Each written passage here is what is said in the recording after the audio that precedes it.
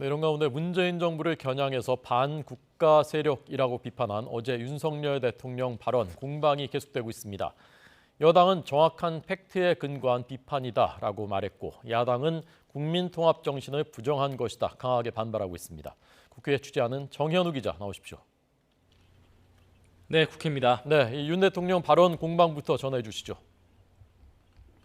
네, 문재인 정부가 추진한 남북 종전선언을 겨냥해 반국가 세력의 합창이라고 지적했던 윤석열 대통령의 어제 발언을 두고 여야 대치가 거센 상황입니다. 우선 국민의힘에선 팩트에 근거한 지적이라며 전임 정부 안보관 비판에 동참했는데요. 김기현 대표는 제2연평해전 승전 기념식 참석을 마친 뒤 기자들과 만나 문재인 정부는 종이 조각에 불과한 종전선언으로 평화가 온다고 나라를 속였다면서 나라 정체성을 부정하는 세력은 협치 대상이 아니라고 강조했습니다. 들어보겠습니다. 대한민국의 정체성을 부정하고 대한민국을 적의 소나기에 놀아나게 하는 그런 세력이 있다면 그것은 협치의 대상이 아닙니다. 반면 민주당에선 전임 정부를 반국가 세력으로 규정한 대통령은 처음이라며 문재인 정부 청와대 출신 의원들을 중심으로 맞불 기자회견도 진행했습니다. 박강원 원내대표도 오전 당회의에서 윤 대통령이 국민통합 정신을 정면으로 부정했다고 강하게 맞섰습니다. 들어보겠습니다. 국민의 동의 위에서 추진된 한반도 정책을 문제 삼아서 전임 정부를 반국가 세력으로 규정한 것은 여기에 일본 원전 오염수 방류를 둘러싼 양당 공방도 여전합니다. 민주당은 내일 국회 본회의에서 해양투기 저지 결의안을 통과시키겠다고 예고했고 국민의힘은 오염수 괴담 예고편이 사드 전자파 논란이었다면서 환경 영향평가 지연 사유가 밝혀져야 한다며 맞불을 놓고 있습니다. 네. 자, 오늘 지금 국회 법사위 열리고 있다고 하는데 어떤 논의들이 진행되고 있습니까? 네, 최재해 감사원장과 김상한 법원 행정처장 등이 참석한 가운데 법사위 전체회의가 진행되고 있었습니다. 우선 유령 영유아 사건 재발 방지를 위해 출생정보가 병원에서 건보 심평원을 거쳐 지자체로 의무적으로 통보되는 출산통보제 법안이 통과됐습니다.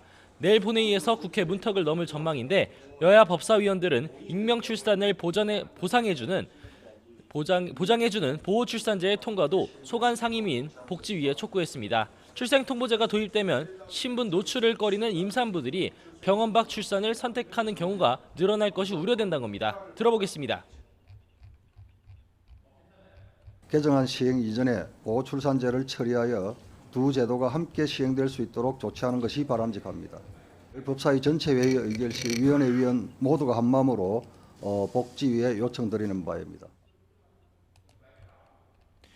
보호출산제를 처리해 이렇게 이후에도 쟁점 현안을 둘러싼 공방이 이어지고 있는데요. 민주당은 전현희 전 권익위원장에 대한 감사 과정에서 일부 감사위원 결재가 누락됐다며 표적 감사 의혹을 거듭 제기했는데 이 과정에서 고성도 오갔습니다. 들어보겠습니다.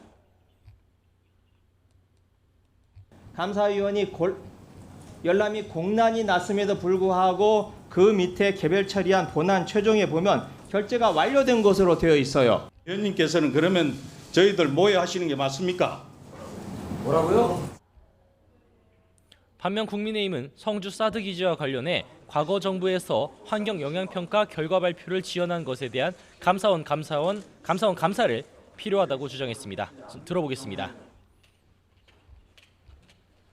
영향평가가 나왔다고 하면 그 성주 국민들이랄지 아니면 관련자들이 그렇게 고통이 짧아질 수 있었겠죠.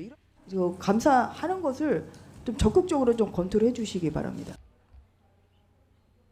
네, 좀 전에 오늘 장 차관 인사 자세히 전해드렸는데요. 여야 반응은 어떻게 나왔습니까? 네, 오늘 발표된 장 차관 인사를 두고 여야 반응은 엇갈렸습니다. 국민의힘에선 개혁과 민생에 더욱 박차를 가할 개각이 될 것이라며 환영했습니다.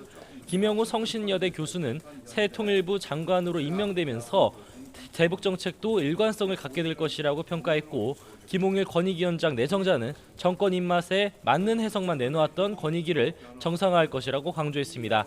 반면 민주당에선 하나같이 자격 없는 사람만 고른 구제불능 인사라며 인사가 망사로 가고 있다고 비난했습니다. 김영욱 교수는 극단적 극우 인사라고 비판했고 김홍일 권익위원장 내정자는 이명박 전 대통령의 BBK 사건을 덮어준 정치 검사라며 부적격이라고 지적했습니다. 지금까지 국회에서 전해드렸습니다.